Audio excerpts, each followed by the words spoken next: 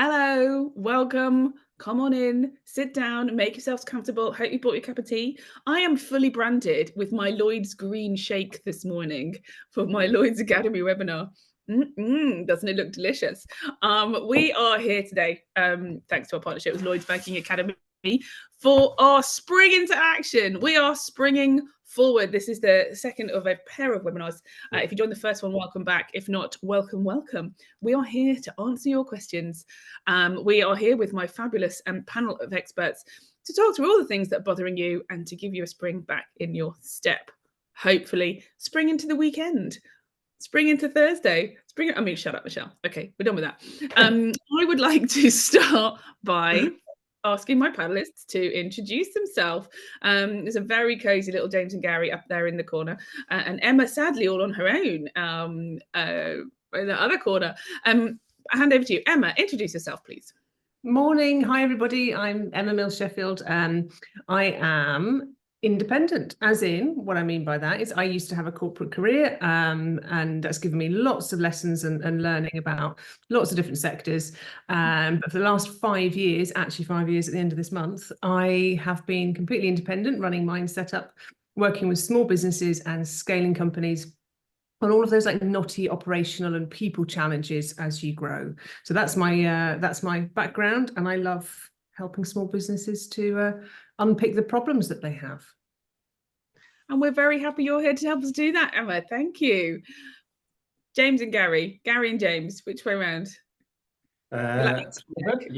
Hello. Hi, I'm James Adam. And I also started out doing working for big marketing agencies. I've been doing marketing for the last 20 plus years.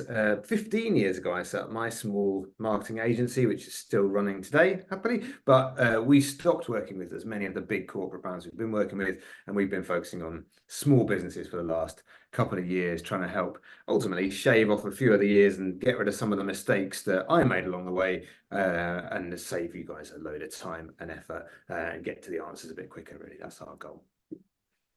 What he just said. But yeah, so I'm Gary of Gary and James, or James and Gary, whichever way around you want to do it. But so yeah, it's about 3.5 to 4 years since me and James first started working together, specifically to work on small businesses. Wanted to help small businesses. In particular, I do quite a bit of business mentoring and sit on a few boards to help businesses that are trying to scale and grow. And specifically, same as James, I used to work in a more boringly corporate background, working with larger clients, and decided that I was bored of it about 4 years ago, and we decided to do something a bit more fun. And this is way more fun than sitting in front of big, boring marketing directors. Well, we're glad you're having fun. We are having fun with you, James and Gary, this morning. I feel like because you're James and Gary sitting next to each other, that's how we have to go with the whole deck. But it feels more natural to me to say Gary and James. Just I love that, but that's fine. I'm gonna jump right in. I can see people have already got involved in the chat, which is brilliant. Hello. We have a lot of questions people have sent in advance, like a lot of questions, and we are going to try and pick up some more of these afterwards as well. So we'll keep kind of plowing through all the things you've sent through. If you want to add any more though, please use the Q&A box rather than the chat, because we won't be able to keep up with the chat as it goes. And don't forget, of course, because you turned up today, you are eligible for 2 hours of free one-to-one mentoring. And we know that that's one of the most impactful things for small businesses, based on your feedback, because sometimes you do have questions that are a bit like random, or I'm not sure where to go, or my problem doesn't fit into that webinar. That's what these sessions are here for you for. So look out in your emails for your sign up to that mentoring. With no further ado, let's jump right in. So I am going to start. I can see my panel sitting there looking nervous. Love it. Excited. We don't know where you're going to go with this, and there are so many questions. It's like a kind of bingo, isn't it? We're going to start with business strategy, because we have had a lot of questions on that. It covers, and I think there's some general advice that we can give. I think people are very much taking a bit of a right, what next approach now. So I want to talk about a big question: how to turn a business plan into actionable steps. And I think that that's quite a theme that we get coming up. And I'm going to come to Emma first, and then James and Gary. But what we often hear from small businesses is like, okay, I have a plan. We're gonna have a plan. What do I do first? How do I even start? This feels a bit overwhelming. We had a very specific question from what does that look like for a cheesemonger, for example. So what I thought we might do is, when we're thinking about this, maybe think about high street businesses. Of course, there are other businesses available, and we're going to talk a bit about service businesses and B2B businesses as well. But because we had that specific cheesemonger one, we've got a plan. We kind of have a broad plan. How do we turn it into actionable steps? What do we do first? Emma, help us, Emma, help us. So does it mean I can make cheese jokes? Because I've got loads. I'll do those after. Okay, so in terms of a small business and a business plan, it can feel daunting, and it can feel like you need, 80 pages of content that's ready for venture capital pitching and all of that. And you really don't. You can even do it on a page. So just breaking down the kind of the key areas. So if you start with thinking about what your goals are, where you want to be and where you want your business to be, have a section for marketing, which James and Gary are the experts in. I'm sure they can help with the detail on that side, but also understanding and taking a step back on who you serve. So who's your audience? How do they buy now? And then who do you want to attract as well? Because sometimes they're two different things. So you can start to work out where those people are. Do a bit of SWOT analysis, so looking at your strengths, weaknesses, opportunities in the market, and threats as well. So you can just see where you kind of sit, as well as then practically, what are the finances? Where does your money come from? What do you want to earn? What are those predictions and that forecasting? And really just kind of focus on those key steps. And the last bit is then your value proposition. So what is it that makes you different to other people? Why do your customers come to you? Why do people come into your shop? What do they say? Why do they keep coming back? Because that's what makes you you, and gives you business success. So it's really just kind of capturing all of those on a page even, or a few slides. And then you can go into each section and drill down into specific tasks and actions. But you don't have to go crazy and start trying to do it, say 80 pages. I've seen all sorts of things before, and sometimes the more information there is, the less it actually says. So don't get stuck on too much analysis. Just get a pen to paper and make a quick plan. I remember reading about planning for a presidency in the US. It's a bit random, but going in with these huge, great big plans, and you've got your transition phase, blah blah, and actually, and lots of strategy planners who've done it, who've been through the process, said you want to throw that out. You want one page. And if you think presidency, of a 4-year presidency on one page, you can definitely write a 1-page plan for your business. It's going to focus the mind. James and Gary. I want to pick up one thing that Emma said right at the start, which is around knowing where you're going. Because the thing is, you can come up with billions and billions of plans, but actually the way to, because there's a theme in some of the questions, we looked at some of the questions earlier, isn't it? It's a lot around how do I actually get started? It's overwhelming, there's too much, etc., etc. And if you actually know where you want to go, you filter out all the things that aren't going to help you achieve it. Because that's the thing, our entire mantra is about being ruthlessly efficient. It's like, don't try and do too much. Just focus, as you said, you can do a 1-page. There's no way you couldn't. I don't know any business that we've helped in the last 4 years that couldn't have done their action plan on 1 page, because that's what we go through. We go through lists and we go, why do you need to do that now? That is not important. Put that, part that. We have this lovely concept of the ideas drawer, and you just you have loads of great ideas, put them in the drawer. Don't forget they exist. But right now, for the 12-month plan, what do you actually need to achieve? That's the other thing. Like when people start saying to me, I need to do my 5-year plan. I was like, really? Did your 5-year plan include the pandemic happening? No, then your 5-year plan was a waste of time, wasn't it? Tell me where you're going to be in 12 months' time. What makes you happy? Where do you sit there and go, well, everything's brilliant in the world, brilliant. Okay, right. Every action needs to achieve that. And that's how you take these big stuff down to only a few actionable elements. We always talk, don't we, about having a kind of almost like a business strategy for yourself and your goal as well, because actually sometimes it's more motivating to imagine where you want your life to be in 12 months' time than it is to look at numbers on a spreadsheet or a graph going in the right direction. Of course, that's great, and more profit is wonderful and blah, blah, blah. But actually, you might be more motivated by more time with your family, more time with your kids, being able to buy a big car or house, or a big car, I don't know, but one that's got a double-decker car, whatever. But, you know, the idea of you may be motivated by different things, and we always found that that's actually more tangible and easier to try and aim for than those numbers on a page. So have that kind of both things, I guess, in action is quite key. Yeah, it just reminded me actually of a fabulous session with an accountant expert called Faye Watts, who and we talked about how we as Brits, particularly women, it's International Women's Day tomorrow, so talk about the women, but Brits especially, we don't like saying that. We don't like saying, do you know what, in a year's time, I'd really like to buy a car. I'd really like a big house. Like, it's sort of not, it's like not done, you know. Ooh. It's fine. It's fine to have ambition. It's fine to want some more money from your business to build a better life. These are okay things. It's okay. And actually, you put it there, you put it on your plan, you're manifesting it. There's a lot of manifesting these days, but essentially it's been purposeful. It's about saying, that's what I want, that I want at the end of the year. I want to start to build a better life for myself. And that's absolutely fine. And I love Gary saying about getting rid of the 5-year plan. I remember when I started my first business, it was a while ago because I'm very old. I started my first business and people saying to me, well, what's your 5-year plan? We have to have a 5-year plan. Well, you're not really a serious business if you don't have a 5-year plan. Like, I'm not. But it brings me to another question that came in, actually. Somebody asked about a 5-year plan. And I love the idea of, check it out, because they're thinking at some point they'd like to get investment in their business. So do we need a 5-year plan for that? Question for the team. I genuinely spent the last 6 months helping 2 different businesses, one reasonably sized, one very small, raise some investment.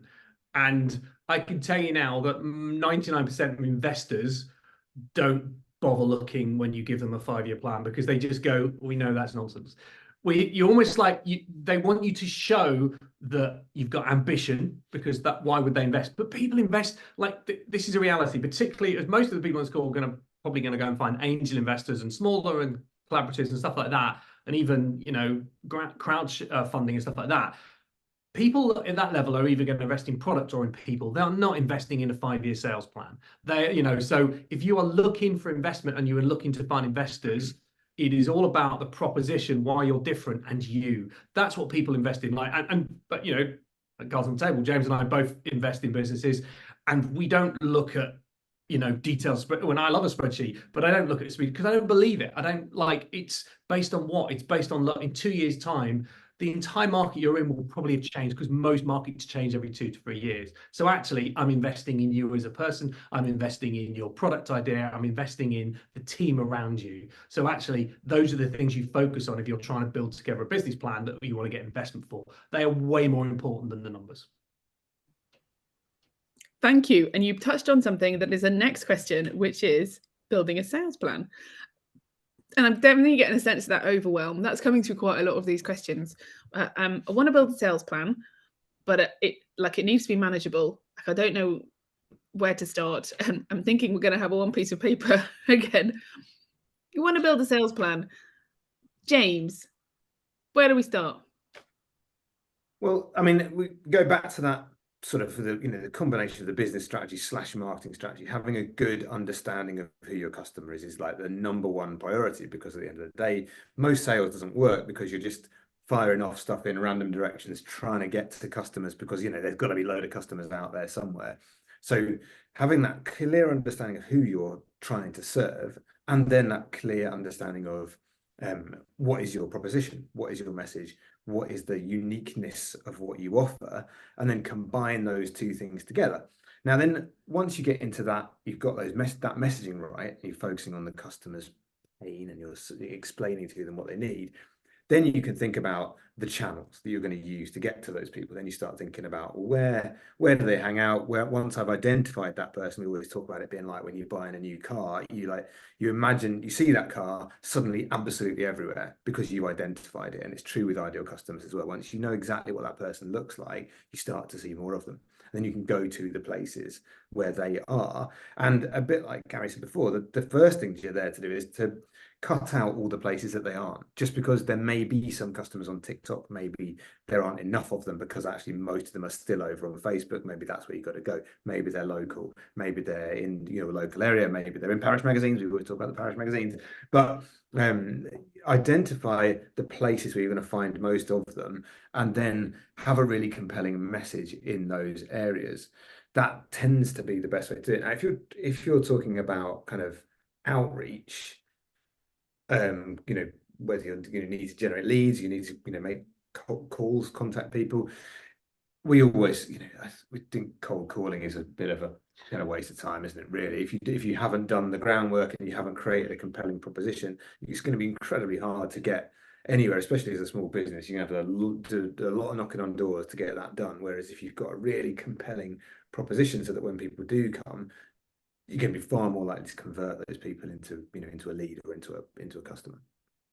Yeah, I hate the term cold calling or cold outreach, because that means you haven't done the background. If you've done your research properly, if you've done your background research, you've done all the right things that James has just talked about, when you outreach, it will already be lukewarm at worst, because you've engaged them in some way, you've hook them in by something that you do, they've got an understanding of who you are, whatever. There's various things it's we go into. It's never been easier, has it, to find those people, to find the person, to start some sort of interaction with them, to comment on their posts or something that's going to give you, just going to warm that up a little bit. Yeah. I'm going to follow up for that one while we're talking about that kind of warm leads. How do you generate sales from leads that are warm but don't want to commit or just stonewall you? Not saying no, but not saying yes. Ghosting. Not quite ghosting, but kind of keeping a hand in and not quite sure.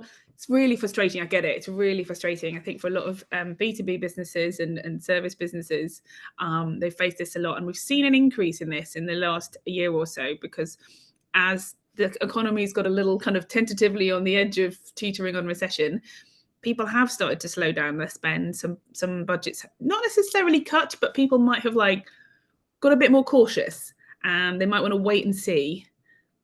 How do you approach that? Emma, do you want to start? And then we'll come back to the boys. So I can comment on it just from a more of the B2B perspective, but ghosting. I mean, I sent 2 emails out this morning very politely saying, look, I haven't heard from you in a while. So I assume your priorities have changed. Basically that's how I'm going to assume. Unless they haven't, please let me know. Absolutely great. Love to pick up the conversation again. And then be okay with just shelving it. So you kind of have to move on. And I think the more you need to, it is a numbers game, harder in B2B, I think, than with full proposals than it is, with easier sales. But it is a volume game. And if you know your conversion rate is 3 and 4 and you need 6 pieces of work, well, you've got to get 8 proposals out there. But that's a really high conversion rate. Typically it would be less. So you can't sit there waiting for the one unless it's an ongoing relationship and it's just more, additional work. So you do have to, I think, you have to get the numbers quite high. You have to care a bit less. You have to be a bit dispassionate. And almost a quick no is brilliant, because it's like, great, move on. Not bothered now, rather than sitting there going, oh, imagine if, and so when you go for a job interview, you're like, oh, imagine if I got that job, wouldn't it be brilliant? Then you don't and you're heartbroken.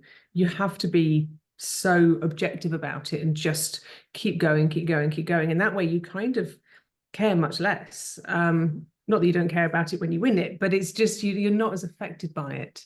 So keeping them warm, then really you do have to, I think, just maintain that contact as well and do it on your terms with your timing, rather than being stuck in a drawer somewhere, for months on end, and then they wonder if you've just left the country.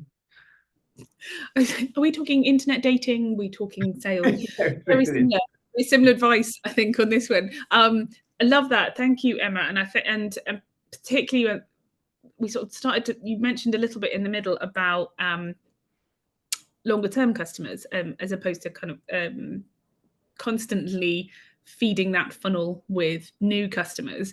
And I'd love to get Karen James's thoughts on this as well, because of course, sort of that we tend to talk a lot when we talk about sales and marketing about acquiring new customers, but actually the cheaper customer go and acquire is the one who already knows you, the one who already buys from you. And we tend to talk about it less because it's less sexy and exciting and flashy and new. But actually, you know, the long-term customers, the repeat buyers, and this is absolutely more so the case even for B2B, you know, building relationships, building longer term relationships is going to be, then it's never a cold call because you're talking to someone who already has a relationship with you. So investing in that relationship is part of your sales process. Delivering a good job now is part of your future sales process. And that's the case if you're selling cheese as well. You have a great experience selling cheese. We'll come back next time we want cheese, which, you know, if you're a cheese lover, it's quite often, let's be honest. Aside from, you know, Christmas, birthdays, Easter, Mother's Day, Valentine's Day, the cheese opportunities are endless. Gary and James, what are your thoughts? We agree that cheese opportunities are endless. I have a serious point to make, but I can't now. I was going to just touch on like the thing about, again, getting people, tipping them over the edge. It's true, works in, you know, in B2B and B2C, is when you're talking about your customer, we often focus a lot on the needs and pains and all that business, but actually the purchase drivers are so important. Every individual person, every different type of customer has a different way of something that will tip them over the edge, and your customers will be different. So it's important to identify what is that thing that you generally get to tip them over the edge. Sometimes it is just a badgering, and I think we, you know, sometimes we tend to be a little bit like, oh, I don't want to be too bothersome, I don't want to keep chasing people up. But if your customer is someone that's got a lot of other stuff going on in their life, you know, I get these messages all the time with something I've thought, actually, I do want to pursue that, but I just haven't got time right now. And actually just getting that email at the right time might be the moment when I actually do engage with it. And then there's, you know, we always describe people as being logical or impulsive. And I think that's where you kind of think about your customer as someone who is like Gary, who makes a big list of everything he's going to buy for the year on January the 1st and doesn't buy anything else, goes to a supermarket with a list itemized by aisle, never is distracted by anything ever, and lives a frankly sad life because of it. But or me, who is you know, a special offer, a limited edition, something exciting and new, Sucker, Kickstarter, or sign me up, some scarcity, I'm in. That's it. And but your customers will be like that. They have that, and also even for a B2B business, you have your own inbuilt scarcity as a small business. You have an amount of time. So if you're talking to a customer, there's a real chance that if they don't commit to working with you, you might not have a slot for another 6 months. If you're, you know, a landscape gardener, it might be next year before you get someone you're going to get around to looking at them.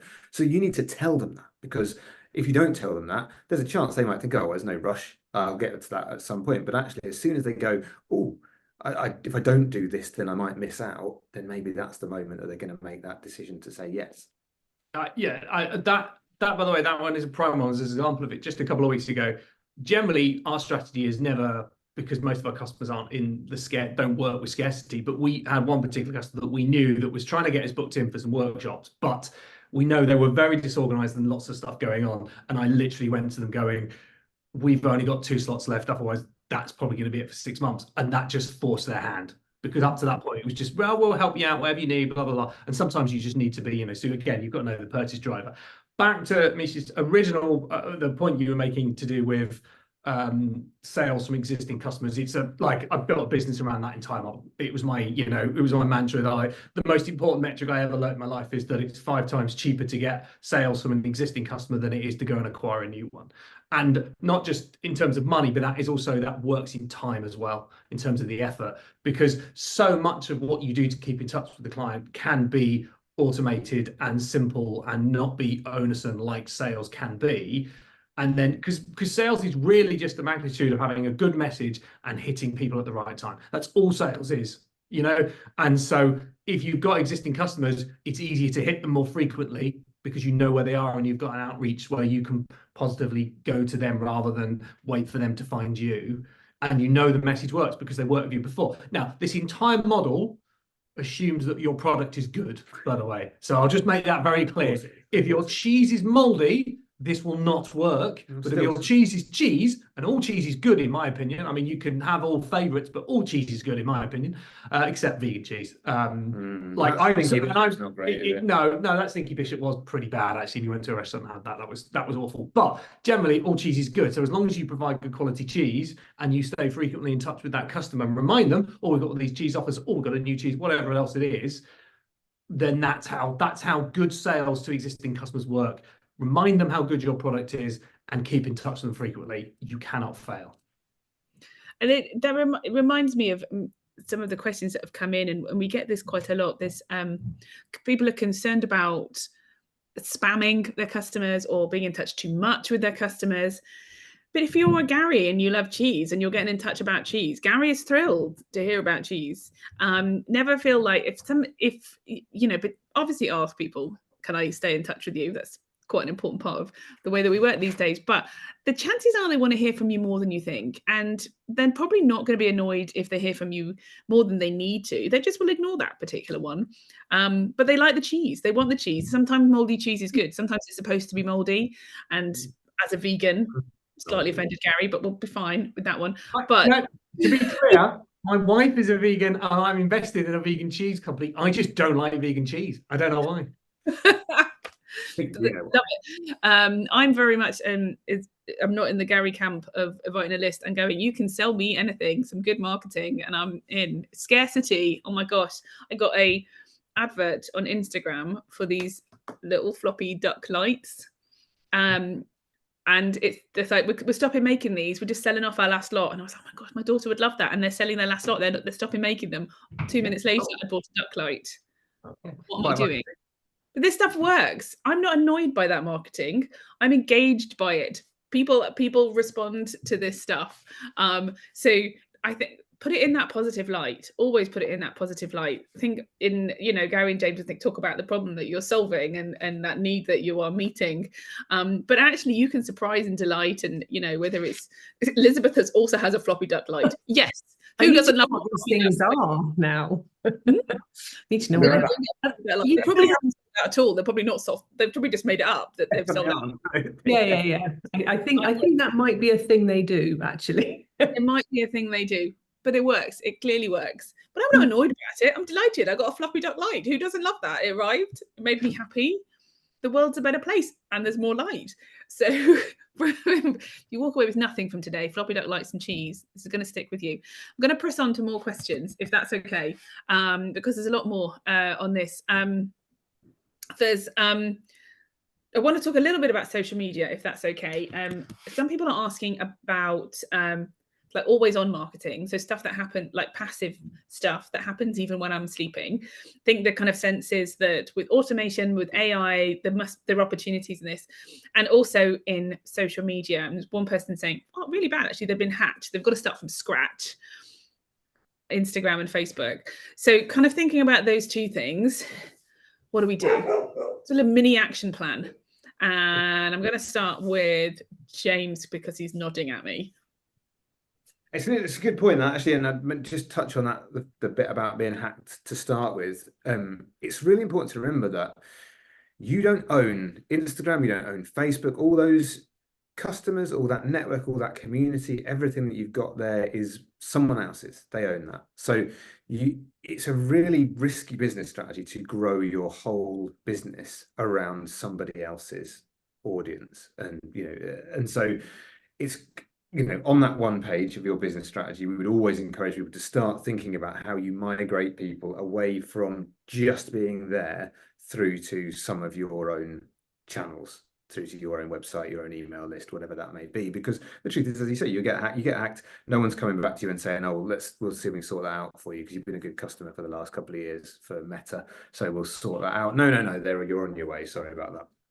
So think about how you're going to sort of move that community, or at least engage that community in other ways that you do own, as well as having them directly on that channel too, because it's going to be really, really, really important not to lose those people there. I made that point, but then I forgot what the actual question was. Well, you're starting from scratch, and you want to build an audience, and so there's a bit of, if you are like scorched earth, like right, you've got to start from scratch, and you also want to think about how do I build an always on marketing channel, thinking about automation, thinking about AI. I think this kind of sense that are there things that I can build in now with my new Instagram and Facebook policy that is going to work for me even when I'm not doing it? Yes, yeah. So I mean, that's the actually kind of the best thing about starting from scratch is you're going to be able to focus on who your customer is and grow an audience of the right sorts of people. The reason that people have terrible engagement on social media is because they fill up their audience with loads and loads of people, but they don't really care about their stuff. They post more often and they lose followers because actually the people that are following them they followed you because you did an amusing meme rather than because you actually had some value that you gave to them. And so when you then start posting more of that stuff, you start losing people because you grew for the wrong reasons. So grow for the right reasons, get the right people, be happier with less people, but good people. You're not looking for, we don't need tens of thousands of customers. Often we need hundreds of customers. So if you had 100 people in a room with you right now that were interested in buying your product, you'd probably say to me, yes, please, I'll take that. So apply that same logic to social media as well. Get great people and engage them well. And, and treat that new start as a fresh start to just focus on how you serve the customer and constantly giving that good quality content. And the other good thing about, again, really nailing that message is you can using AI is a challenging thing, right? We know this. We saw this Wonka thing last week. It can be a dangerous way of very much over-promising. It's a good way of augmenting what you've got and putting in all that detail and getting some good getting ideas, generating subjects that you could talk about on your social, getting other things like that. I'm kind of not a great proponent of completely automating all of those things. I don't think most people set up small businesses to, we usually set them up to serve people, to serve customers, to engage with people and have conversations, and giving that job to a robot sounds like it might be a bit of a risk, but you can definitely use it to help give you a bit of a kickstart and help generate those ideas. Yeah, I think that like the always on content and the evergreen, we always talk about evergreen content. I think that's a great side of it. And that is about coming up with content ideas that your customers, regardless of they'll work for this week and it'll never work again. Always on content, scheduling and all those sorts of things are brilliant and they will work. But the thing that people always forget is they just think I can turn everything on and forget it. But the whole point of the reason social media works, for example, is because you engage with people.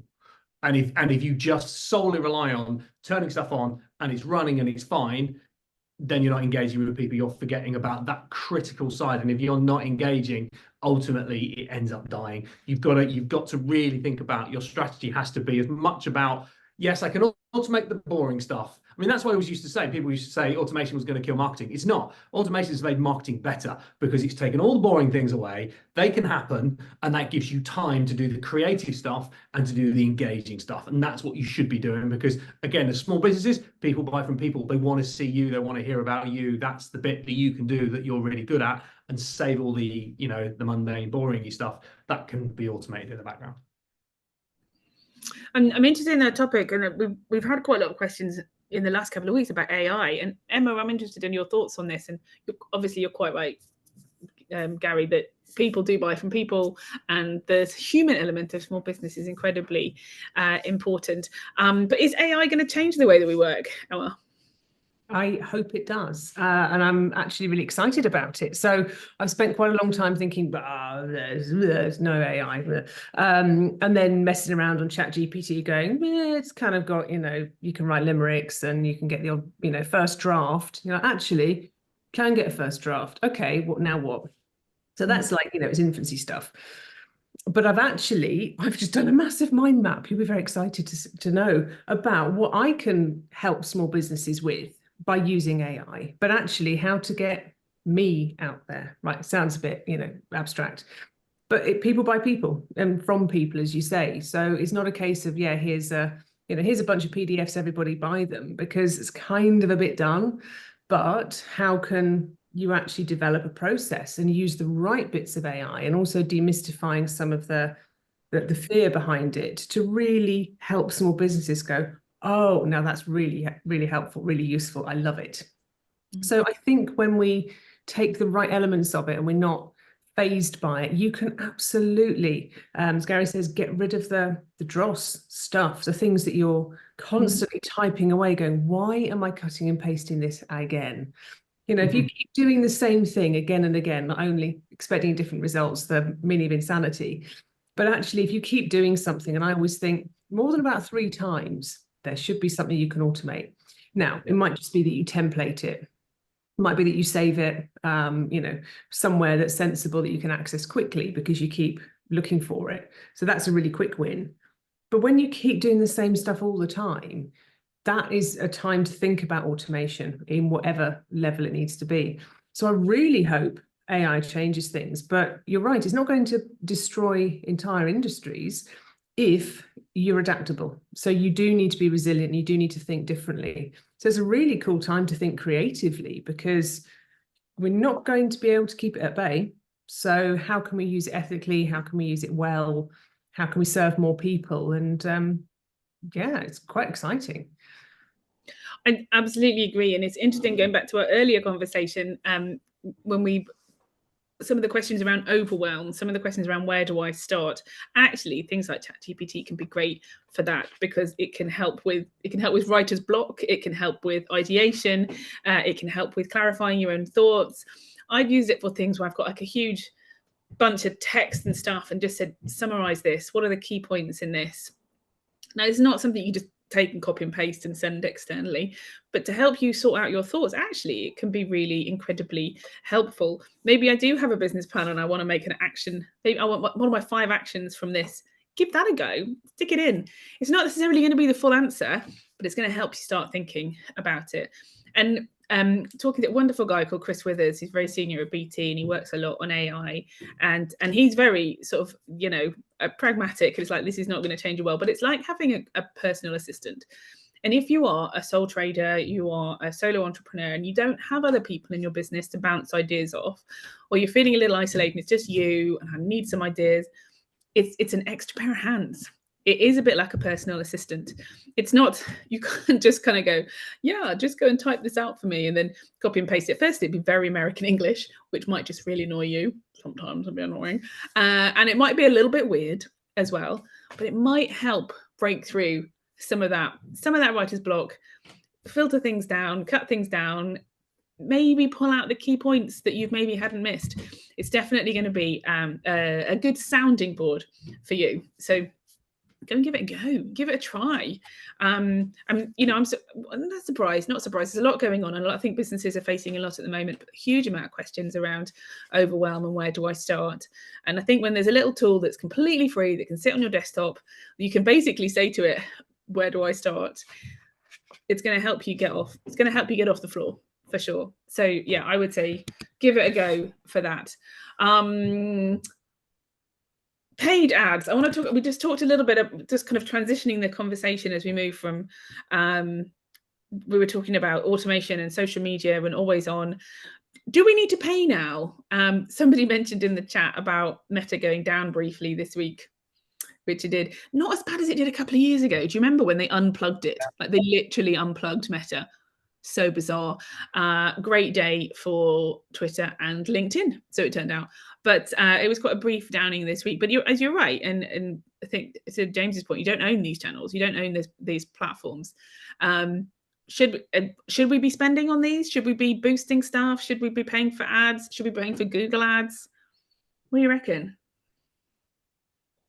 Okay. Well, I mean, the truth is that getting to your audience using, for a lot of people, growing an audience on, Meta, on Facebook or on Instagram is going to be quicker and more cost effective than trying to do big advertising to large audiences, and it's certainly more targeted. But it is pay to play in truth. Even if you grow a great audience, you're still going to have to pay to be able to reach those people. But I would argue if you've generated a good quality engaged audience, it's absolutely worth your money to spend some money to get more of those sorts of people, or indeed to get your message to them to try and convert them. So the amounts aren't huge, but they really do deliver great results. And the same applies, as you sort of go up the sliding scale. Google Ads, same. They are incredibly effective if set up properly. And even the top free tip over anything else is use the Google AdWords planner, even if you're not going to use Google Ads, because putting in some phrases in there, some things that people might search for, gives you really good suggestions for ways you might optimize your website, ways you could optimize your products on other marketplaces.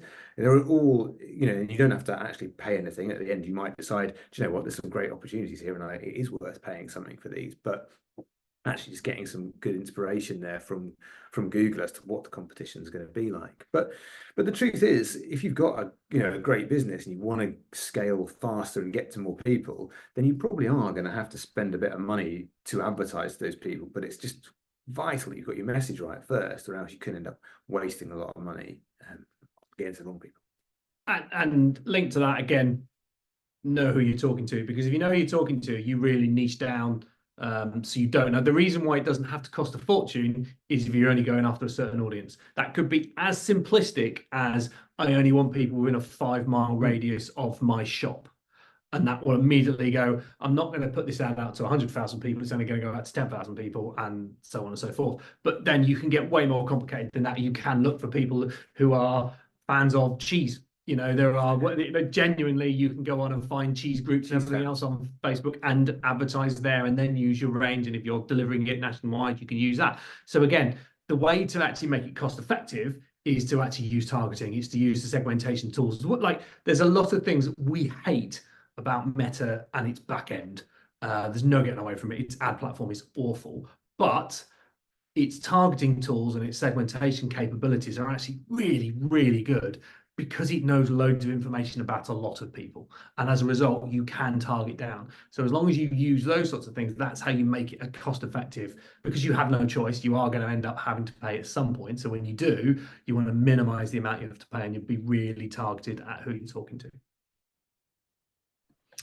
Thanks, guys. I think that's really helpful, and sort of segueing into a question that's come in around discounting, and talking a little bit about sales and about targeting, and about and I want to talk a little bit about pricing, and then a little bit about financing in the minutes we've got left. But these sessions go so fast.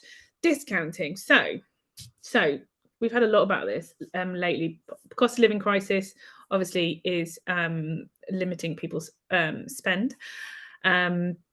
Big businesses tend to go a bit like when the word recession is used, and budgets get a little bit tighter. Should you be discounting? Is discounting a good part of your sales strategy? Is it a good part of your marketing strategy? Is it a terrible idea? Should we not be discounting? Should we put our prices up with inflation? Is there one answer to this, or is it nuanced? Probably nuanced. Who would like to go first? Emma, we've not heard from you for a minute. Do you want to talk a bit about B2B a little bit? I can do B2B, and I would say, and I'm just thinking about discounting, I am not a fan of discounting. If you want to discount anything, discount the that's not selling rather than the good stuff, because actually people are already coming through the door for the good stuff. And if you've got stocks that people aren't buying and you just want them got shot off, okay, fine, then do a deal.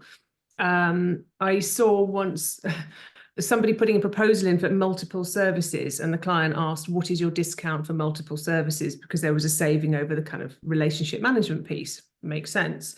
Or somebody knee-jerk reaction said, cut the bit they want by 20%, that'll get them in. And I was like, oh God, you're already through the door. Like, discount the bit you don't want to sell. If anything, that's kind of, they can sit over there rather than the good stuff, because they're already buying you. So when it comes to discounting, you have to separate out cost versus value. And actually, there could be a discount in terms of volume. So rather than me having to travel twice, if you do it back to back and I stay over, well, that's cheaper. Fine. But it's not that I'm going to suddenly shave 50% off because, I think I should. So that you need to look at the value you're providing, and you may decide to change the scope. You may decide to negotiate from a value perspective, but don't just cut prices. If you start to really heavily discount things, it's very hard to come back up, and that's B2B, B2C, product, whatever. A sale is a sale, but there has to be a good reason for it, and it's normally tied to getting rid of stock because it's costing you to keep it. I'm not a fan of just slashing prices. I mean, it always goes back to the customer again, because like, for Michelle, she sees the floppy ducks, they're going out of print. You're probably never going to go back to that ad again, so you'll never know whether they carry on selling those as going out of print. You know what? I couldn't honestly tell you how much I spent on it. So it wasn't about the discount. It was the scarcity that got me, which is quite bad. Yeah, exactly. And we've got big, really big clients for whom you think it doesn't matter. They've got plenty of money. They can afford our services. We're not super expensive, but they just always want like a couple of percent discount, 5% discount, 10%. They always want it. So that customer type, they always want a discount. So we're going to price accordingly. We're going to allow for them to have a bit of a negotiation. So we price a bit more expensive. They'll always ask for a discount. We win, they win, everyone's happy. So it's okay. It comes back to the ideal customer. If your customer is only ever someone who's going to buy when something's on sale, then use a discount to get them in. But you can also use discounts to get your logical people as well. Like we talk about, especially at Christmas time or gift giving times, when someone like me will leave my gift buying items right to the very last minute. So I'm going to pay through the nose at the end of the day for that. But for a Gary who's planned out he's probably bought his Christmas presents already, but if he hasn't yet, you could offer him a bit of a discount to incentivize early purchasing. So again, you can use your, I agree with Emma that discounting, just for no reason at all is a bad idea. But if you can use it to kind of manipulate customer behaviors a little bit and get them in earlier to make your life easier, because you're going to be busy at the run up to Christmas, and you're going to be quiet a bit before that. So use the discount to draw people in earlier to free up some of your time. So again, it just comes back to the customer, doesn't it? And what they will require. Yeah, the only thing I was going to quickly add to the point that's been covered a little bit, which is I am a massive fan of heavily discounting stuff that you do want to get rid of. Like people don't like doing this, but like it's just like almost get yourself an outlet that you keep separate from everything else, and just as soon as you've decided that is no longer happening, be ruthless, because the longer it drags around, the worse. And you've seen so many small businesses that end up with this massive product range because they're I can't discount it too much, it might affect some things. Just be ruthless. When you know that thing's dead, you get it out of the way as quickly as possible. And the best way to do that is because at the end of the day, it's sunken cost already. You have to think about that. And there's clever ways of dealing with accountants, which I'm not going to deal with on this call, but there are ways of dealing with it. And actually, you can be ruthless in doing. But to Emma's point, only discount the things you did. Like that's gone. Almost go the opposite. Almost like don't discount the good stuff and massively discount the rubbish stuff so you can get rid of it as quickly as possible. There's some interesting comments on this in the chat. I'm going to jump into that just a little bit because it keeps moving because people keep writing. But very interesting. Kirsty says, we never discount. All our clients pay the same price for our services and they know that. I love that, Kirsten. I love that confidence as well. And I think actually there is depends on your market, but there is often a link between price and value. And actually people, if you say this is how much we charge and we don't discount because we know our value, and people do respond to that. I think they associate that cost with getting value. And actually if you discount, you're kind of taking away some of that value. Rachel says, for service businesses, we can accidentally discount by over-serving on the project. Such a good point, Rachel. And we hear that a lot from small businesses is project creep, because small business, you want to do a really good job and you want to build that relationship, and you can end up over serving, and it's something to be aware of. It's something that we've thought about over the years in my work. We'll always overserve, like when we're building a relationship with a customer, because we know that it's still cheaper to work with that customer long term than it is to go out and get new ones. So we'll always but I think it's being aware of it. I think don't accidentally kind of fall into massively overserving, because your time is a cost as well, your resources are a cost as well. So Adam, interesting, and Adam's clearly selling a lot on Amazon, on platforms. Product price crashes on old stock works, and I found it can boost the algorithm. So old stock sold and new stock and price rebounds, the momentum is maintained. So absolutely, particularly if you've got a big portfolio, you can kind of have a nuanced approach across that. Karen asked a question: is it the same for upselling? For example, 2 products and get the third for less? Any thoughts on upselling? Gary Jones? Anyway, I mean, sorry, I know it sounds a bit obvious, but if you look at your profit margin and you're more likely to get somebody in, especially on a subscription, your cost to package and post is actually reduced already, unless it's unit priced and it goes up 3 times if you get 3 singles, as it were. But if it doesn't, then you've kind of got a little bit of a discount already built in that you can use.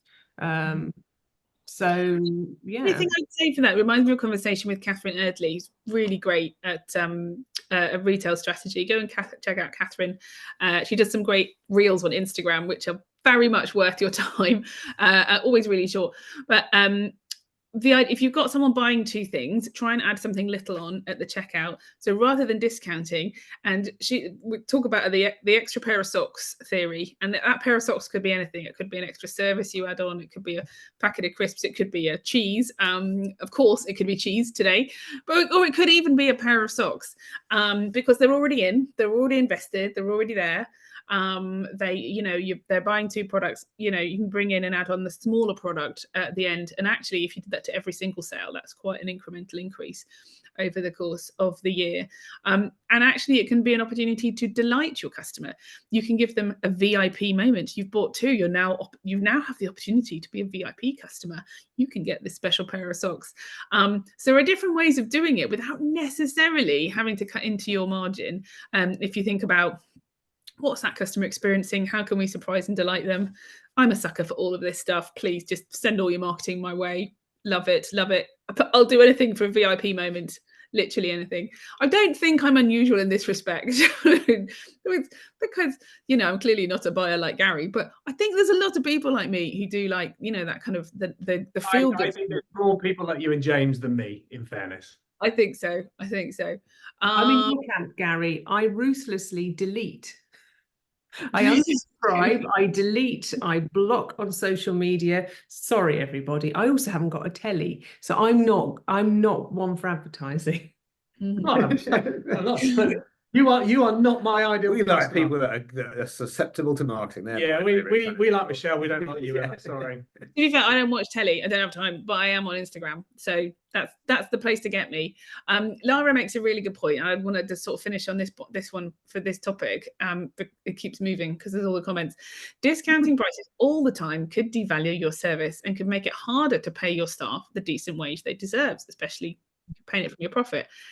If you are known to discount on specific dates, people will expect it at that time and then will start buying at that time. So value-based pricing is helpful for growth. I think that's a really, really good point, Lara. And there is an association between price and value. It's a question that's come up so much since we hit the crises of the last few years. Cost of living crisis, people are spending less. People are still spending. It's important to remember, although the economy technically went into recession, it was like 0.3%. It's like essentially flat. And that it's not disappeared. It's not cratered. People are still spending. They're just not growing their spend. But they are being more thoughtful about their spend. It might mean that they want to get a bargain, or it might mean that they want more value for their money. We always see in times of recession, a market that maybe there's some sort of the value end of the market, there's kind of mid-market and there's high market. The bit that tends to struggle is the mid-market because it's less defined in what need you're serving. If you're at the bottom of the market, it's very clear you are about price.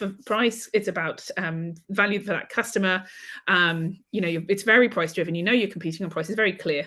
And that end of the market tends to do well. But also the top end of the market always does well in a downturn because it's very clear you're spending your money, you're getting really good value for that money.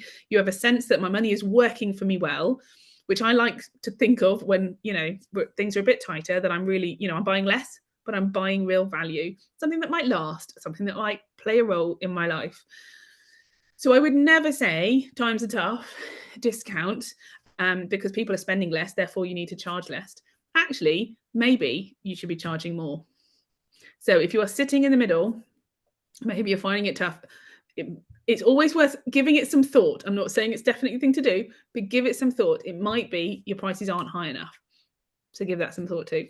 On On that note, seems like a good place to end as we kind of creep towards 1 minute to go. I can't believe it's gone so quickly.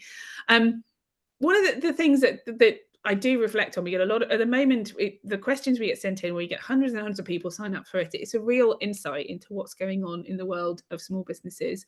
And we see a lot about overwhelm. We see a lot about exhaustion, tiredness, a lot of questions around there's so much going on, I don't know where to start. And a lot of questions around drop in footfall, drop in spend, the challenges of the cost of living crisis.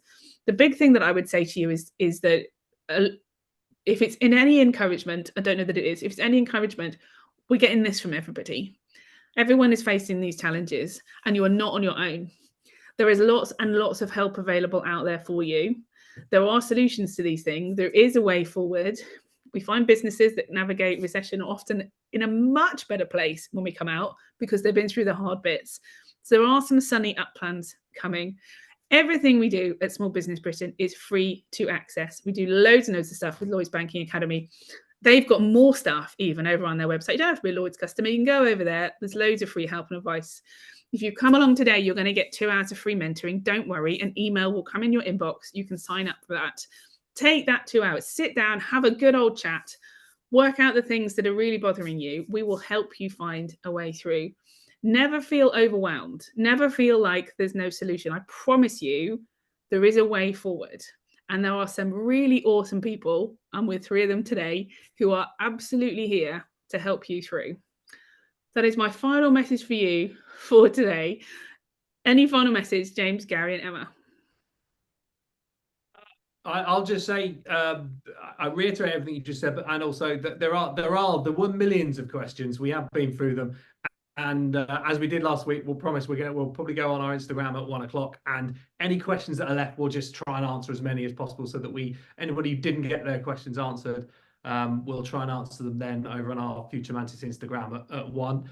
And just keep firing, keep going, because as Michelle said, no, you're not unique. Everyone's going through this, and there are brilliant resources like Small Business Britain that will help you through it.